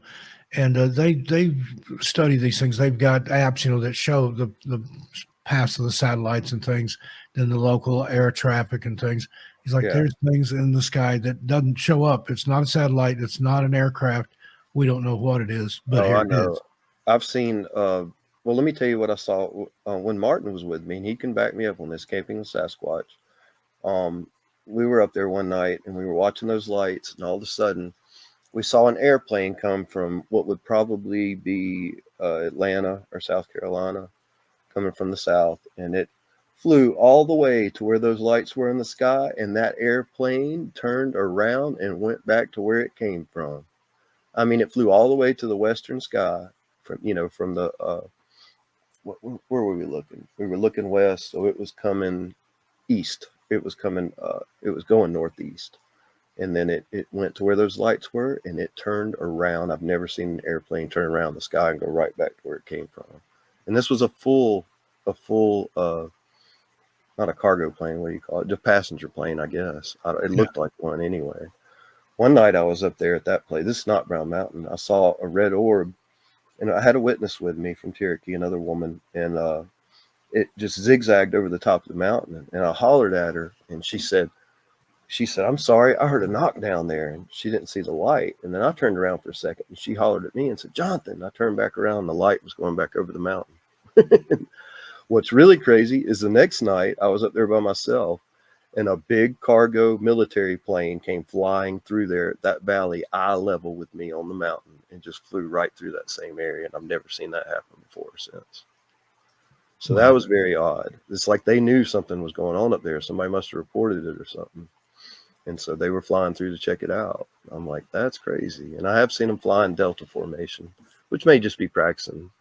But I have seen them fly in Delta formation up there, which is usually a battle formation or defensive formation. But and they do maneuvers around here. We live in the mountains, so that's what goes on around here. But I've seen. And then one night I was up at right down the road from there, and I'm watching for the lights. I don't know that I was seeing many lights, but I looked behind me on the mountain I'd just driven over, and it looked like 2 airplanes were starting to fly. They were pretty low. I could see the whole airplane, and they were starting to fly over the mountain. One of them was not an airplane. One of them had nothing but plasma all over the bottom of the ship. It looked like an airplane that was flying on plasma. Wow. The second one looked like an airplane, but it only had one light on it. I don't remember exactly what it looked like, but because the first one shocked me. Yeah. And that's not the first time I'd seen that ship. But what's crazy is it was a very clear night. As they started to fly over the mountain, both of them disappeared into thin air. I could see the stars behind them over the mountain.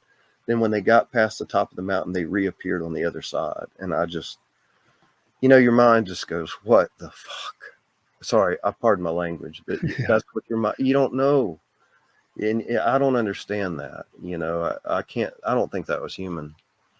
I don't think any bit of it was human. I think they're trying to look like human a lot of times so that, humans in the sky, so that hiding in plain sight, as they say. Exactly. Well, unfortunately, Brother Littlefoot, we're almost out of time here tonight. This 2 hours has just flown by. I know. I'm sorry. I could go. No, I'll have to have you back sometime to continue. This has been fascinating. I love these kind of stories, especially from Appalachian for areas that I know and have been. But again, tell people where they can find you and what you got coming up. Brother Littlefoot channel.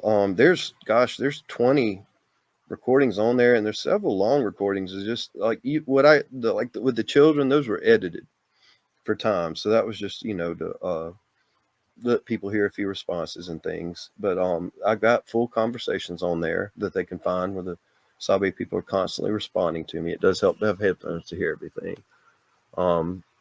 I don't think I have any trees pushed down on recording on YouTube, but I do have like 5 trees pushed down on recording, but that's pretty common now. So we're kind of looking for things that are different. You know what I'm saying? Yeah.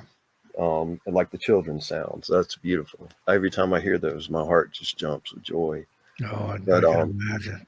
there's more audio on there with children in them and families, and there's everything's titled.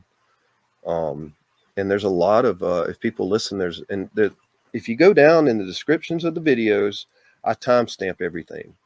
So I'll timestamp where I asked a question or said something and they responded, and so you can go right to it every time.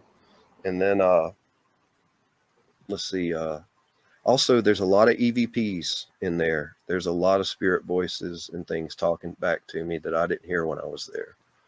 And I timestamped them though. I go back and timestamp. There's one place I'm joking with one of the Sabe people, and because I was trying to get him to let me see him. It was one of the first times I was talking to him. I don't do that anymore. But I said, "All right, Daryl." I call him Daryl. I'm gonna lay down here on the ground and just pretend like I'm dying till you walk up here. And there's a voice that came in right behind me, and it goes, "Dying," like that. I'm like, Wow. Holy shit. There's another one that has drumming on it. You really have to have the headphones, but all the Cherokee people say that the drumming happens up there. And I caught it on recording, and it's just a doom, doom, doom, doom, doom, doom, doom, doom, doom, doom, doom. And it fades out. And I can tell you there was nobody playing drums out there. Wow. Fascinating stuff. Again, I'll put links in the show notes and a link to your book on Amazon. He's not Harry. He's our brother, my brother Littlefoot.